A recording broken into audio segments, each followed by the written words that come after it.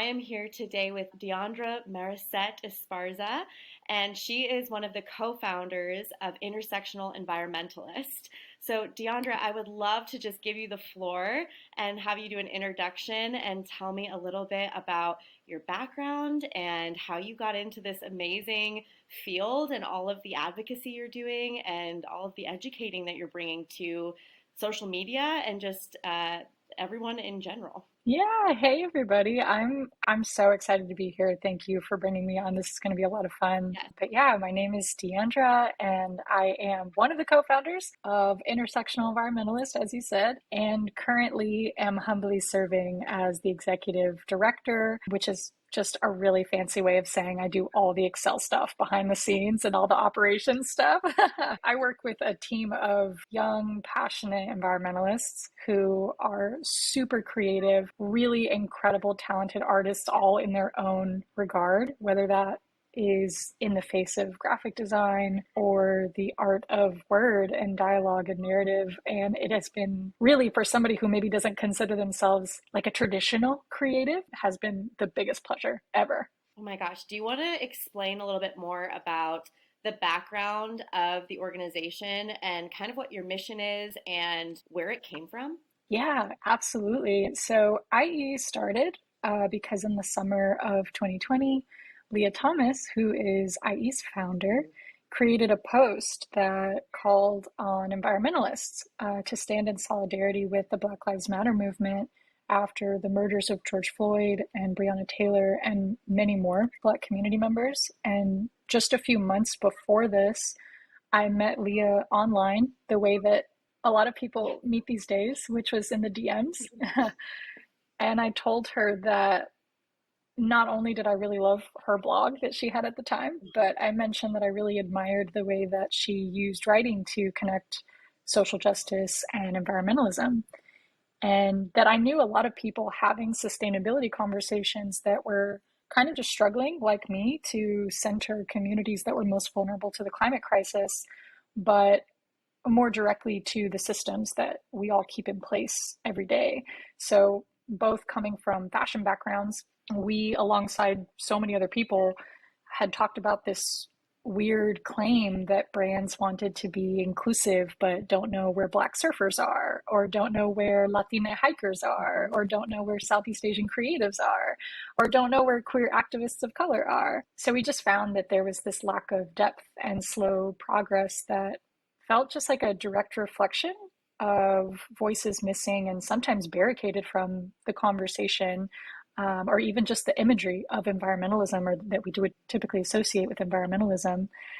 So yeah, we kind of just band together, and after Leah's pledge started to take off quite a bit, Yes. we got together with a bunch of pals and just made a little blog on Squarespace. And It's come it, such a long way. we it has come such a long way since then. We really didn't know what the response was going to be.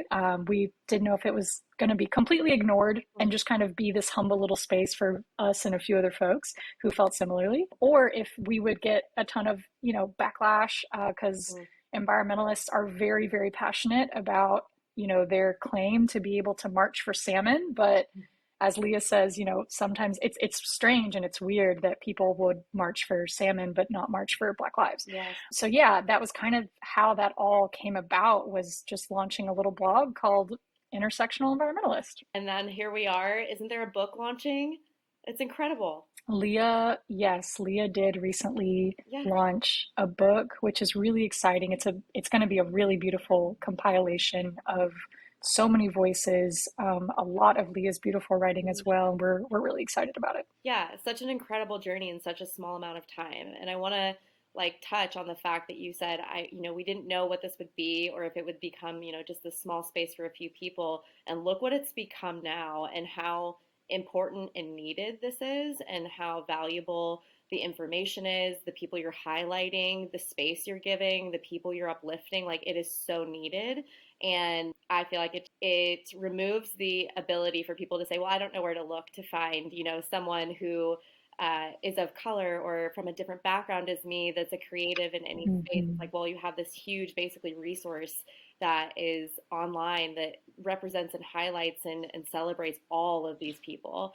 So you're doing amazing work, and it's just so beautiful to see. Like, I've been following ever since the beginning personally, and just watching it come to life and grow, and been so inspired by the talks that are given, and it's just such an incredible powerhouse page and community and organization. It's just like insane to watch it grow and come to fruition like this.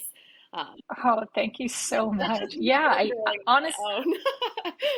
honestly, I think you kind of hit it there as well with regards to how it's kind of just grown itself. Like I feel like the community really informed where IE went because in the moments of it just being a little baby blog that we kind of just threw on Squarespace, Mhm. that was really just a simple way of saying, like, hey, we're here.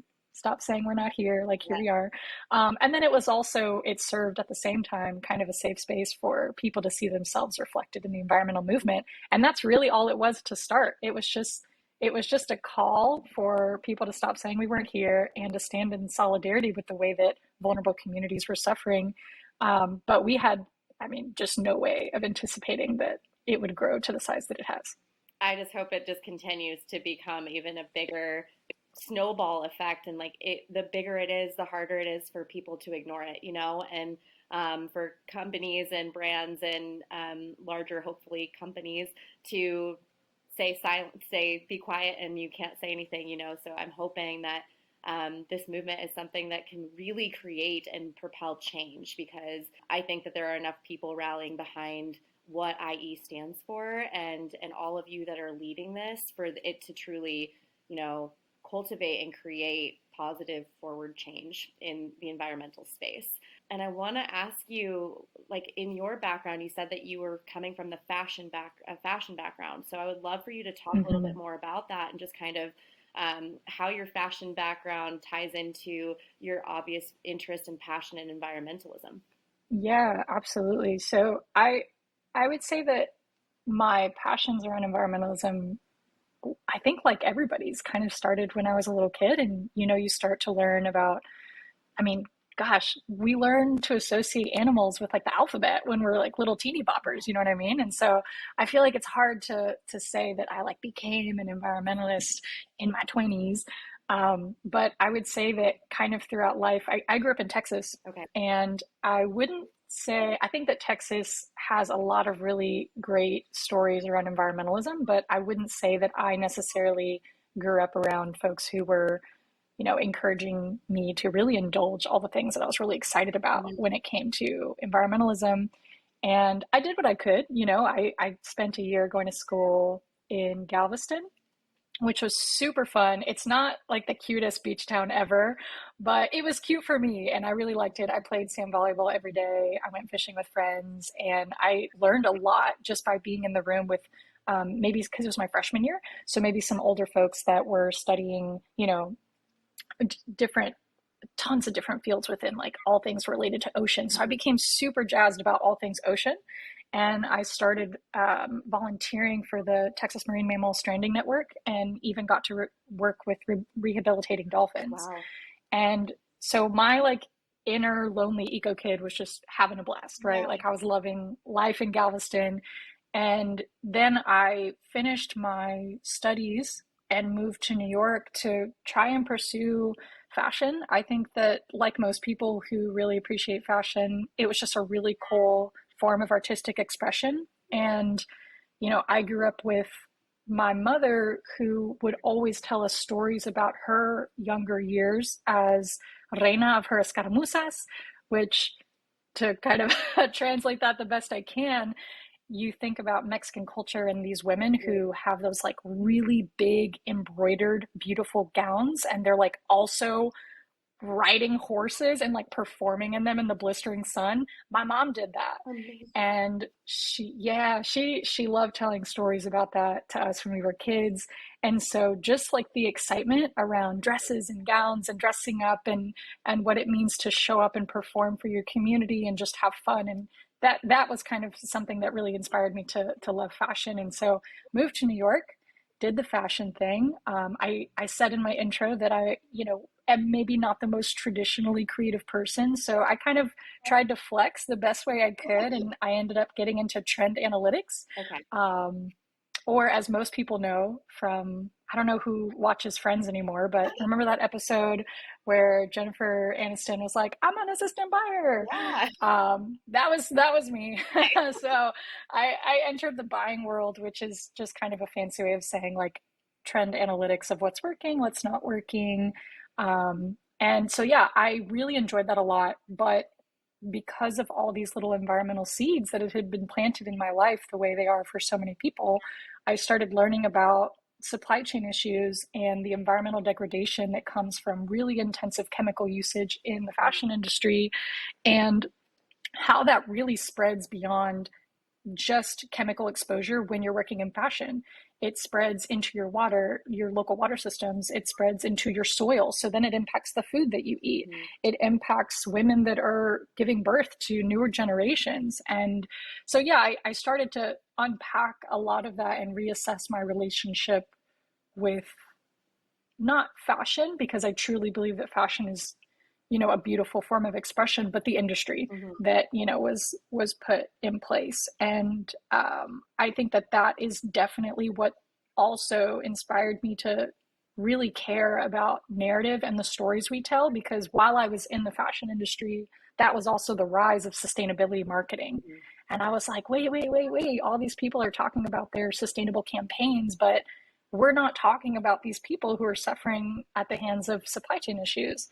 So that was kind of a long-winded way of my journey to IE, because IE happened very swiftly after that. Yeah, piggybacking off of what you were saying about, just underrepresented communities being impacted more greatly by anything to do with environmental causes and issues, I would love to hear just some of the areas that you think would be valuable to touch on right now that underrepresented communities are more impacted by. Yeah, no, for sure. I think that, to your point, learning about the fashion industry and agriculture, it feels really far away. But I think when you start to learn about issues that are kind of closer to home, it becomes that much easier to kind of unpack and understand what's happening like on the global level.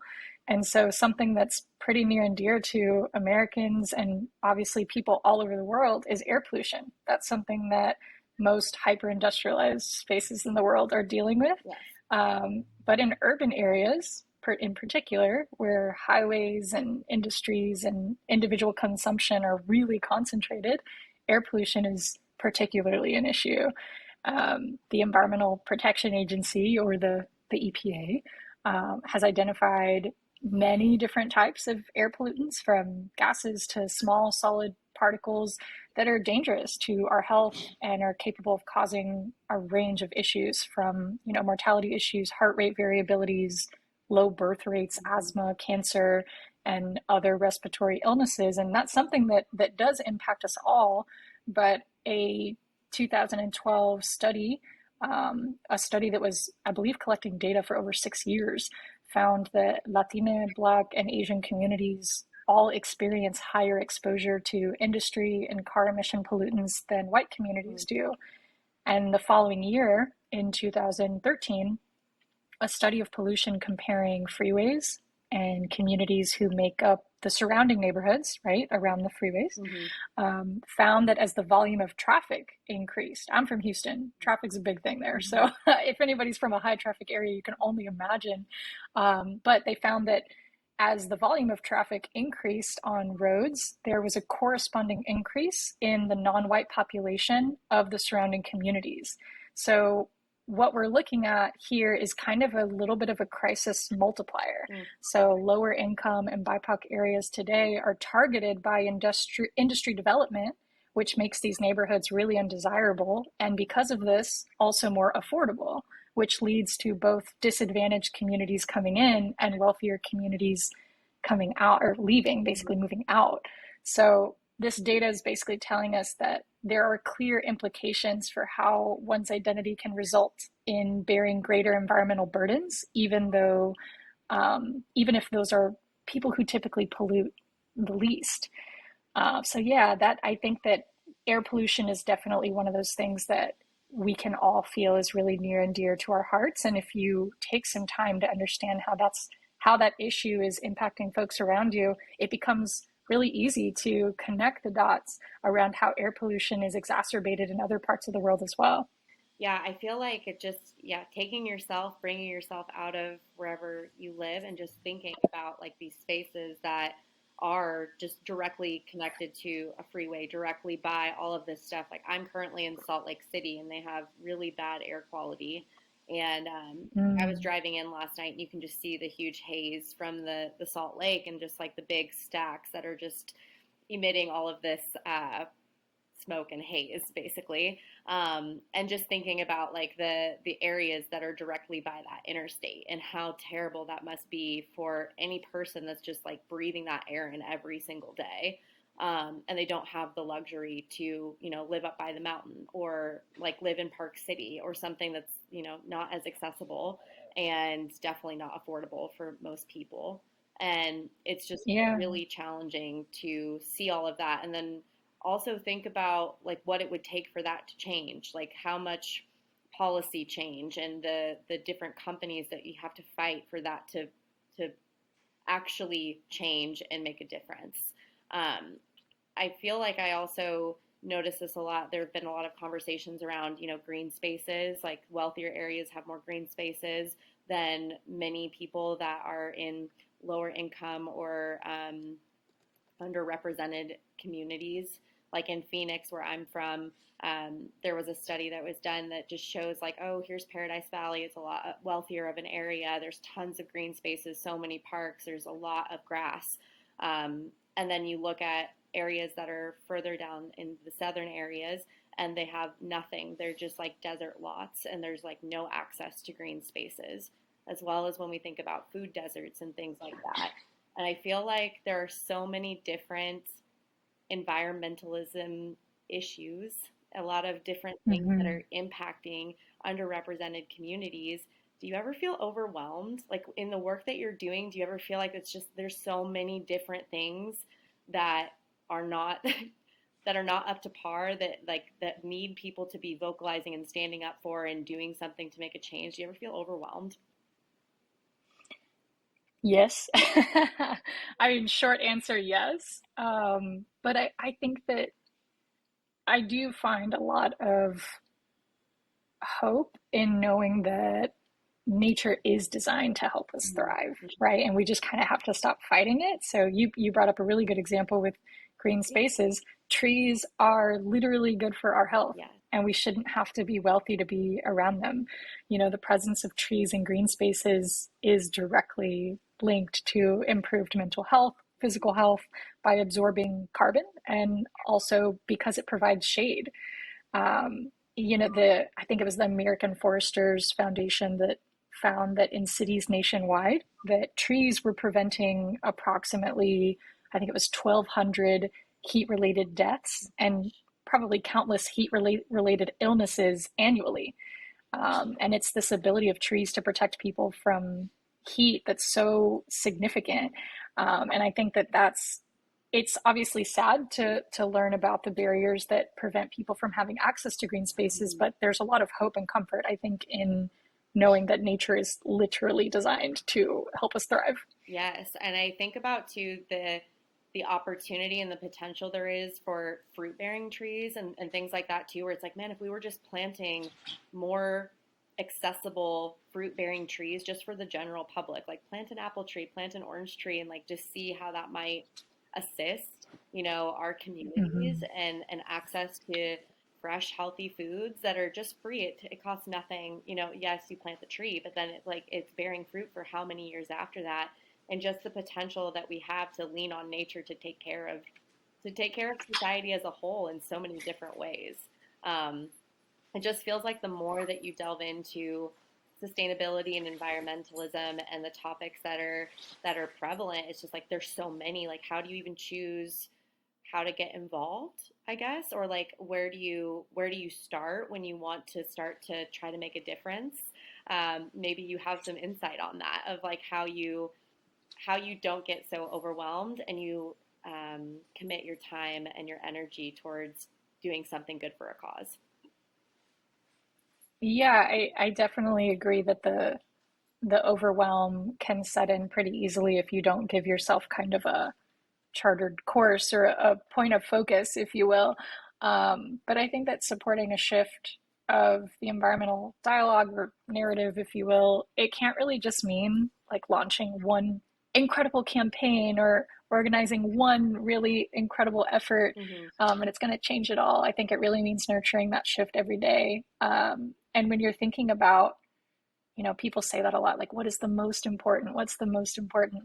And that sounds like a lot of pressure, right? Identifying the most important. I would remind folks that there are many ways to show up, and so long as the goal is to create space for and center those who are most vulnerable to the issues that you're talking about, in any given context, then the way that feels best for you to show up is usually the right answer for you at that time.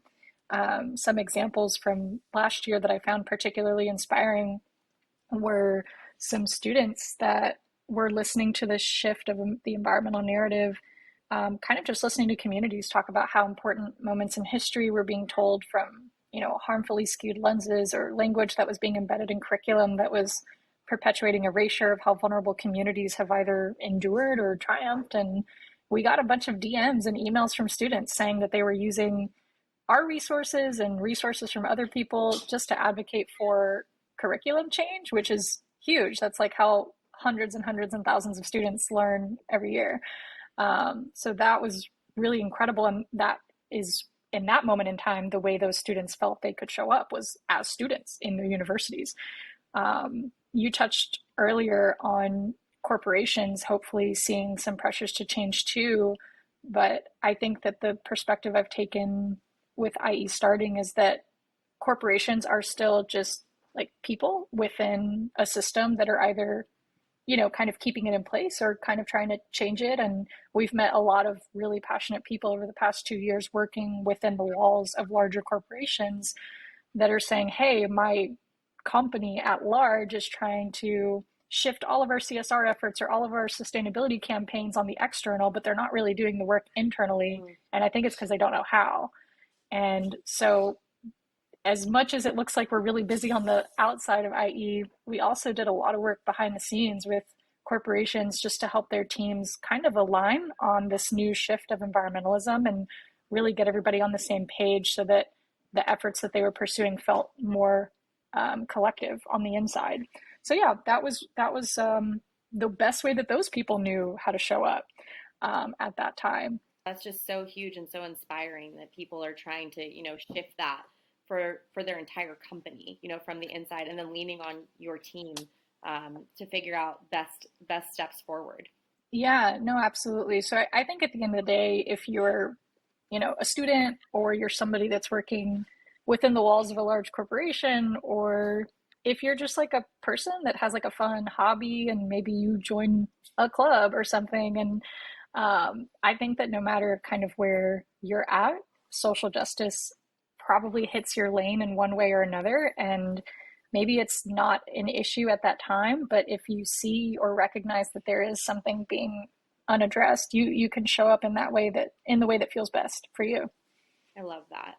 I actually want to take a step back and just in general have you talk a little bit about intersectional theory and just what that is, how the name came to be for intersectional environmentalist, and how these two marry together. Because a lot of people that are listening to this podcast are, outdoor lovers, but this may be their first introduction into, thinking about environmental justice and like what that actually looks like and what that means. Yeah, so I think that intersectionality has really proved to be quite a tool of a word. But I think that just to kind of start, it's really important just to unpack what a critical theory even is. Um, and for folks who don't know, critical theory is basically just an approach to social philosophy that focuses on kind of some reflective assessment and critique of society and culture in order to reveal and challenge power structures directly. So, for example, critical theory in the education space is about questioning how our educational system can best offer education to all people. So if you aren't providing equitable access to education and education leads to personal prosperity, then the outcomes, intended or not, are likely tied to a power structure. Mm-hmm. And then super smart people would apply critical theory to unpack that. So that's kind of a critical theory, which brings us to intersectionality, which is in and of itself a theory. Intersectional theory was developed by Kimberly Crenshaw, who's a professor of law at Columbia University and the University of California in Los Angeles, who's been studying civil rights and race and racial oppression for over 30 years. Mm-hmm. She coined the term intersectionality and was inspired by many sources, one being the Combahee River Collective, which was a Black feminist lesbian collective from the 1970s who felt that they were being left out of narratives of change, such as the feminist and civil rights movements, because of their overlapping identities that were facing additional forms of discrimination or oppression. So what exactly is intersectionality? Kimberly Crenshaw defines intersectionality as a critical framework that provides us with the mindset and the language for examining interconnections and interdependencies between social categories, systems, and constructs. And I'm learning so much about systems thinking from like a social standpoint. Mm-hmm. And my current understanding is that intersectionality tends to be associated more so with qualitative research, so like focus groups and interviews, and that's because it's meant to give voice and center personal experiences. And because of this, intersectionality kind of appears to focus on that micro or like individual level, which is important, but what's really powerful is the story that ends up telling at the aggregate or the community level to inform, kind of that macro or bigger picture. And if folks are curious about intersectionality and kind of how it came to be, I would share that Kimberly Crenshaw gave a TED Talk in 2016 to walk people through coining the term, where she was addressing the dismissal of a case where our system failed to recognize prejudice happening at the intersection of gender and race for Black women as it pertained to hiring practices for jobs, which showed that without a proper way to really identify what occurs at the intersections of various identities, we really fail to address systems that permit the perpetuation of injustice. And so intersectionality on its own is a really big topic at the moment, thanks to so many people like Kimberly Crenshaw and honestly countless advocates who have laid so much unrecognized and unawarded groundwork. So today we kind of have this chance, we have the language and we have these tools to apply it to environmentalism, so that we can assess a lot of those interconnections and interdependencies between how the social constructs and the systems that we design are impacting our relationship with nature every day. And so that kind of goes back to why Leah decided, well, I'm no longer going to be an environmentalist. I'm going to be an intersectional environmentalist, which is to say that I'm going to honor our relationships with nature and center those who are most impacted and most vulnerable to the climate change. So incredible just to see the progress that's been made and all of these steps forward that allow you and this entire team to be where you are today, and also allow us to be in a position where we can truly dive into this and dedicate the time and education and the energy that it deserves for these changes to hopefully come forth afterwards. I would love to ask too, after you were talking about, the paving of the way for this basically to come to fruition. Like now we can talk about intersectionality in environmentalism and the space. Do you have anyone that's within like the intersectional environmentalism space that like really inspires you or has like kind of been a mentor or someone that you've looked up to as you've started to delve more into this and learn on your own? Oh my gosh, yeah. So many people that have kind of started to help inform my journey and my learning. Some authors that I've really, really admired have been Adrienne Marie Brown. I recently read Emergent Strategies, and I hear a lot of really wonderful things about her book, Pleasure Activism. So Emergent Strategies was definitely something I needed to read at the early start of IE because she's so vulnerable and honest about some of the struggles, like the struggles behind the scenes of like building movements. Mm. So that was really inspiring. Also, kind of like a community favorite, I feel. So maybe kind of a basic answer at this point, but huge fan of Robin Kimmerer, who wrote Braiding Sweetgrass. Yes. That was a really, really beautiful book, and I'm excited to dive into more of her work. Hmm. And another author that I really loved was Gloria Anzaldúa. I read one of her books called Borderlands La Frontera, The New Mestiza. And that was a book that really unpacks a lot of the social constructs and identity issues that people experience kind of existing in this like borderland territory, right? So it kind of goes back to, I don't know if you know Selena, the Chicana Yes. artist from Texas, but it kind of goes back to that vibe of, we're not Mexican enough, we're not American Mhm. enough, it's exhausting. It's like her famous her dad's famous quote.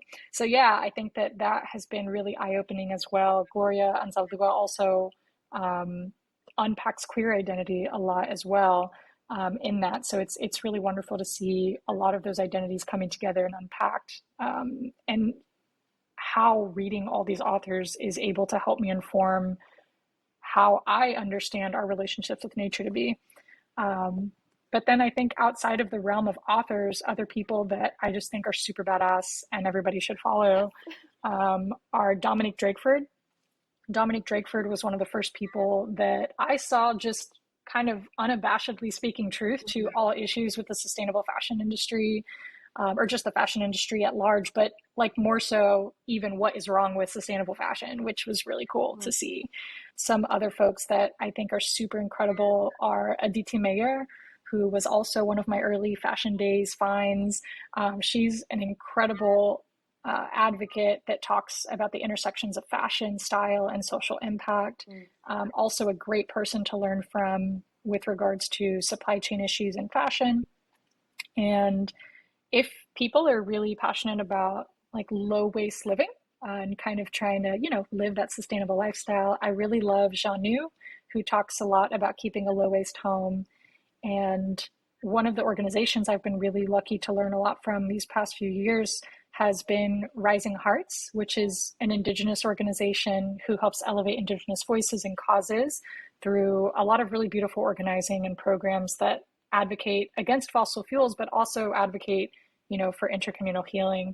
So yeah, those are just, I mean, the list goes on, Yeah. but those are just a few people that I'm super obsessed with. Thank you so much for sharing so many amazing books and recommendations of just people that are, putting in the work and sharing so much information. I feel like this is such a great place for people to start if they're just learning about what intersectionalism is and how that relates to environmentalism and how they can start to get involved or more educated. This is a really great place for them to start. I think I've referred to braiding sweetgrass in almost every podcast that I've talked about so far. Yeah, It it's so truly, great. yes, it truly did. It just inspired me, but I'm going to be adding all of this to my own personal book list as well.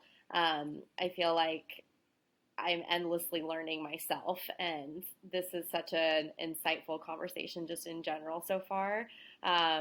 That I feel like I need to learn more. And I feel like the more I learn, the more I'm just like, oh my gosh, we have so much to do. We have so much work to do.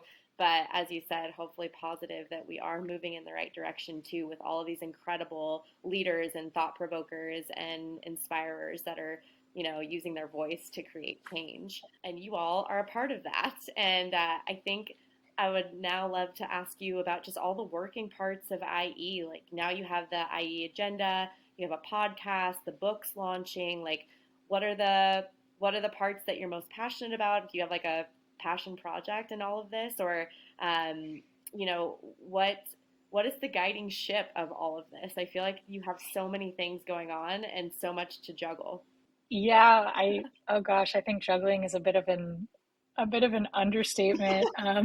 We it has felt like a lot, and like I said earlier, we are a really beautiful small team young, passionate environmentalists. And I think that the first year was really a wonderful year of finding who IE was going to be and how we were going to show up, but mostly by creating like our own little workplace ecosystem or environment, if you will, by like mentoring each other and supporting each other through the building of each facet of IE. And I think that something that really informed IE's more like joyful and artistic approach, a celebratory approach, if you Mhm. will, to all things environmentalism and culture is I think that manifested through the energy that the community was giving us, but also in building IE, we found that we all had so much unlearning to do Mhm. um, with regards to maybe what we would understand to be typical expectations in the workplace that can be really extractive or just so not conducive to wellness.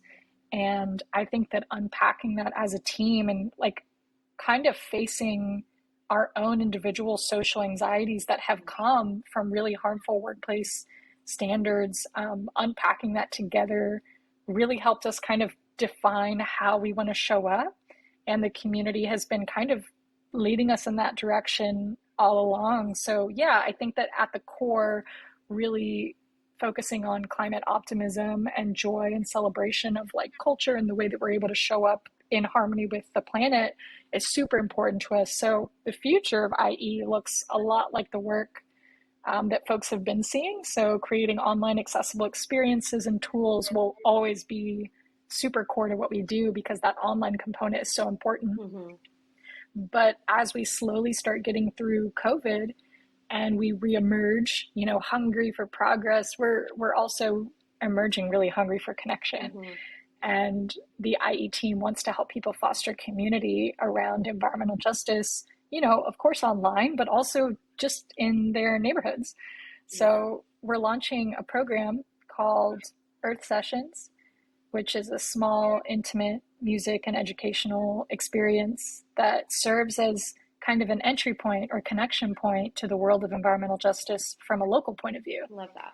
We're bringing, yeah, we're bringing together local environmental justice leaders and healers and artists and passionate folks who want to see their communities connect and thrive Mhm. come together with all of their diverse and intersecting identities just to find community and actually meet their local climate justice leaders and spark action with friends. I think that's the most powerful way that we can create any change is just to have like that in person, movement, to feel the energy, to feel the words, to see someone speaking, to have that connection with another person that's sitting across from you and being able to like sit in the space with thought leaders and people that are super passionate, like that rubs off on you. When you are in a space like that and you leave, you feel inspired and motivated to do something and create action yourself. And I think that's so incredible. What kind of music, live music, kind of, is it like at a show? Like, what kind of scene is this? Yeah, so I think that it was funny when we first started IE, we were talking about like what really gets people jazzed about stuff. And we were like, well, everybody loves music Yeah. festivals. And we were like, well, which I've never even like been to Coachella or anything like that. So I'm like, yeah, I guess people like music festivals. But then I started thinking about how a lot of us on the team have really incredible stories of just how we started connecting with people like on a really small scale, like Mhm. really intimate scale. I know that when I was in New York, kind of trying to unpack sustainable fashion, I was spending so many hours at coffee shops, like reading articles and studying and trying to wrap my head around it all. And that was super overwhelming. Yes. But on the flip side, I would also just host like wine nights. Like I would just invite people over and be like, drink wine with me and talk to me about what you know about sustainable I fashion. love that. And learning in community in that way was so much less stressful, less overwhelming, and it was so nourishing to be able to learn about progress and the ways that we can come together, like in that intimate format. Mhm. So, yes, everybody loves, huge, huge, concert moments. It's super fun, it's super exhilarating. But in terms of nourishing community and really building change and being able to walk away with like a new vitality around what you know and what you can do with that information, that more intimate setting feels more appropriate. Mhm. So we're envisioning just really casual meetups where people can listen to a brief panel discussion and then engage with their local leaders.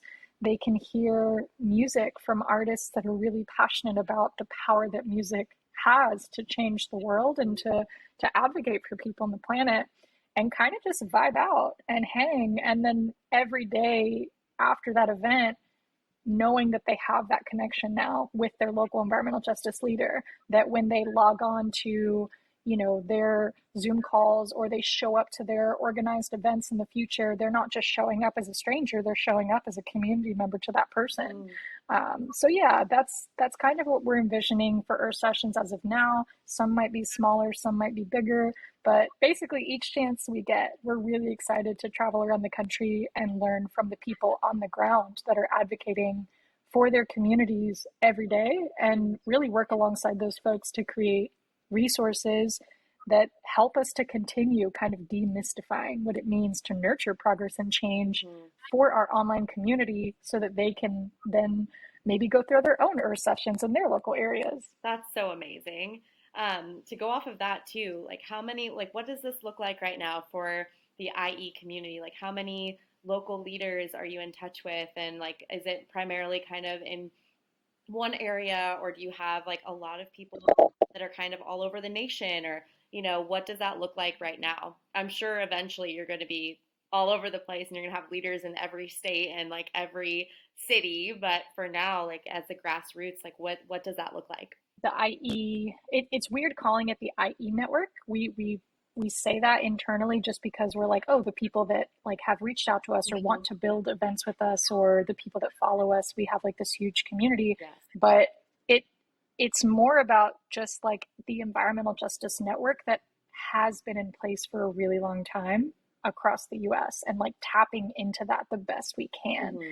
So to answer your question, I would say that so far it seems that we've been able to connect with people everywhere. And I think that to, kind of approach in a way that's really intentional and slow and meaningful, we'll probably start hitting some cities where our teams feel really immersed Hmm. already. So that might be places like Brooklyn, where food justice is a super important topic. Hmm. And that's actually going to be the first theme, if you will, of our pilot Earth Sessions hangout show vibe sesh that's going to be happening in April, which is really exciting. So amazing. And then we will, yeah, we're super pumped about it. And we know that that's a topic that's so meaningful to, Hmm. the people that live in Brooklyn. So really being able to learn from the local leaders on the ground there on the topics that they are most passionate about Hmm. is really what it's all about. So we're hoping to do that and take that same, concept and replicate that in various parts of California, various parts of Texas. I know Leah would probably love if we could make our way over to St. Louis, where she's from, That's from my and then area expand from there. too. I'm from You're from St. Louis? yeah, I'm from Southern Illinois. I went to college in St. Louis. So whenever I see her talking about it, I feel like a very like close little like a spark of like, oh, that's my place too. Yeah, and Yeah, seeing I it from the love that. inside, like I can see why she like would want to go and just give back and nurture that area. Yeah, no, for sure. So I think that it's going to be really great to see our sessions, like whether we're hosting them or not, see them kind of pop up everywhere. And yeah, just like slowly make our way around the whole country if we can. I mean, shoot, we'll see what we can, how far we can go. But I think it's going to be a very long and intentional nurturing process.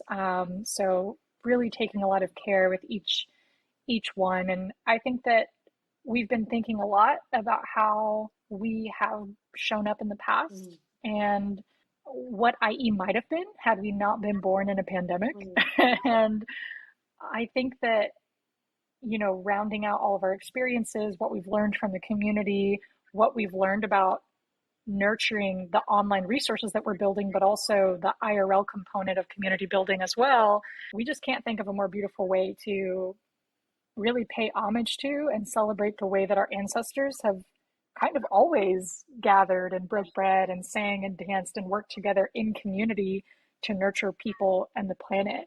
So we're calling it Earth Sessions, and we hope people get excited about that. But at the core, it's really just a celebration of how community has always been built.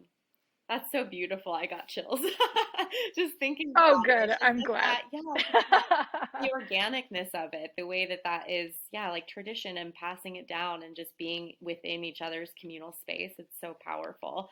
And I hope that I'll be able to go to one at some point.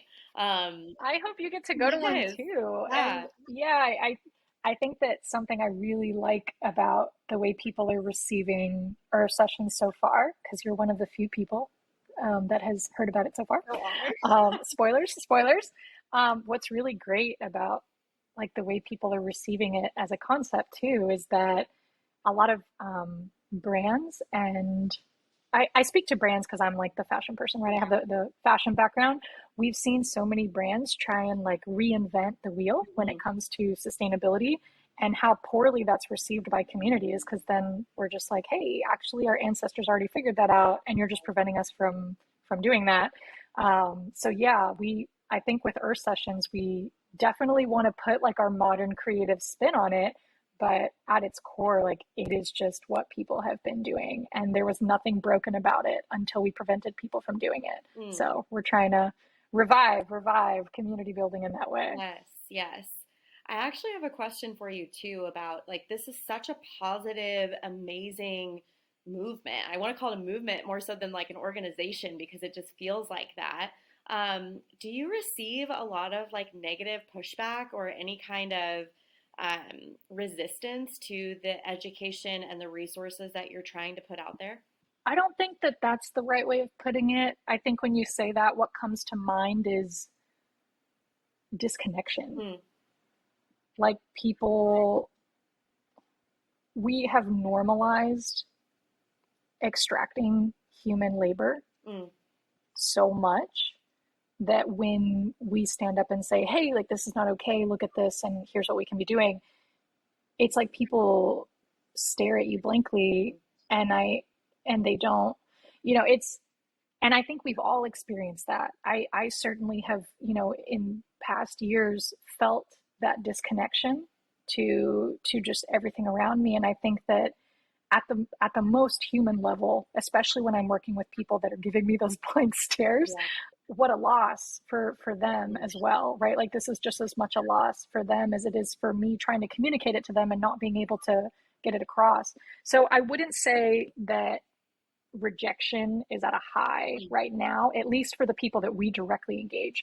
But yeah, like that total disconnect from like humanity and our connection to nature is still very much there. And I think that it takes a lot of beauty and centering of beauty and joy and celebration to counteract that, which is why we're launching our sessions. yes.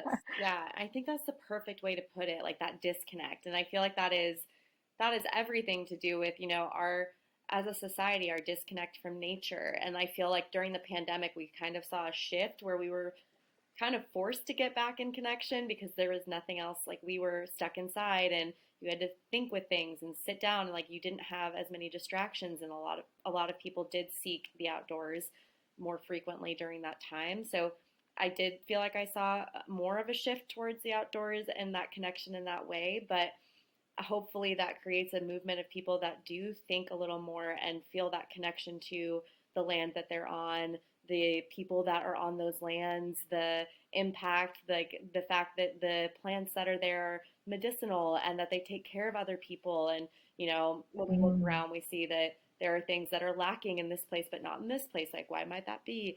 I feel like the more that we can inspire people to care and connect and be in community and in relationship, I guess is the right word, in relationship with um, our fellow people and other communities and nature, we're going to be better off. And I feel like you're doing such an amazing job of like the effort to make that happen.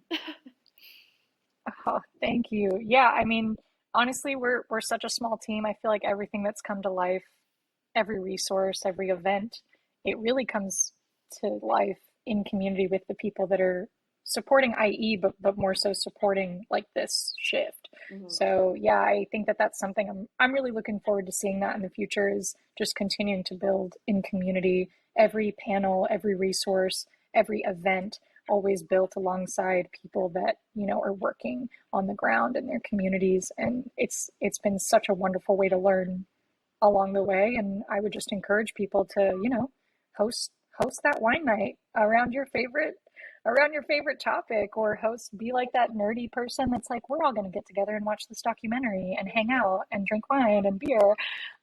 Just like be that person, be that catalyst in your area, because getting to do it with the IE community has been just the best thing ever. And it does remind me of those days when I was just hosting little wine nights in my matchbox size apartment in New York. I love this so much. Yeah, I'm immediately like gonna text my group of friends, be like, "Hey, you want to watch Kiss the Ground with me?" Or just go back Exactly. to yeah, just like getting together and doing something that evokes more deep thinking too, like being thought provoking and not just kind of going through life on autopilot. I think is so important, and I think that that is a lot of what we experience is that we get into this day to day and we don't think about things outside of ourselves that are so huge and very important, and we have to take the time to realize that there are so many things going on outside of just ourselves that are really in need of our energy and our time, and we can put ourselves behind something that could have really powerful momentum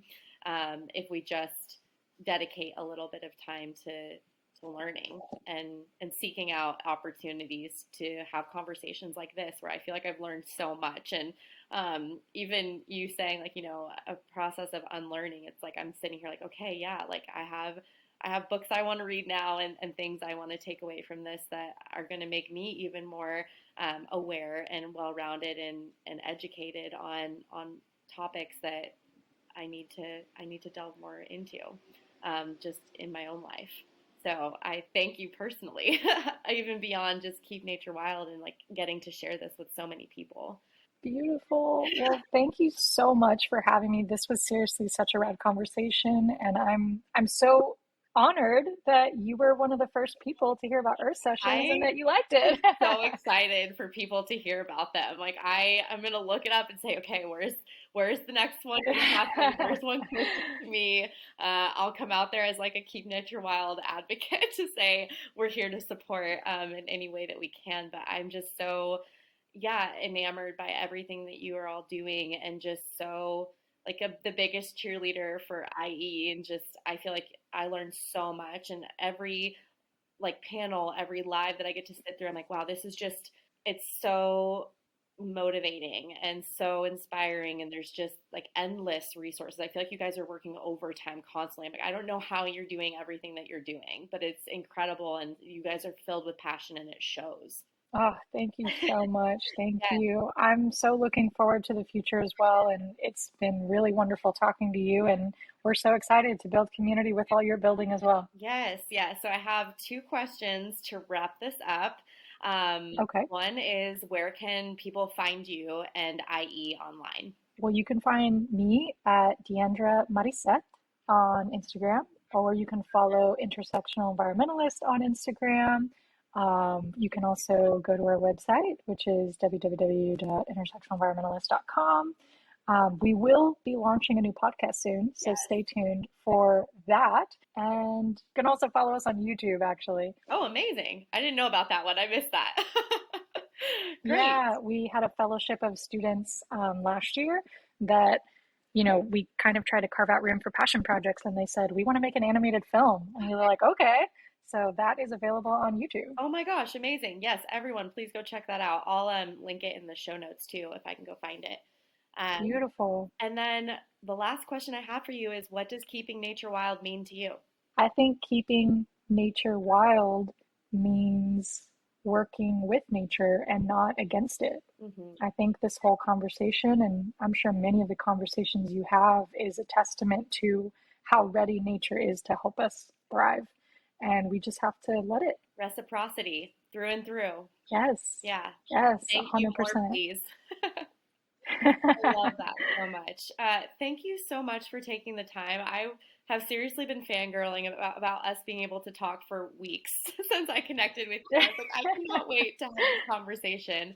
It's been something I've been looking forward to, and I'm just truly thrilled to be able to share some time with you. So thank you for carving out an hour with me, and hopefully I'll be able to have a check-in with you in a year to see like how much IE has grown from now to then, because I just see the sky as not even the limit. I feel like you are all doing incredible work. So thank you so much for everything that you do. Thank you. Thank you.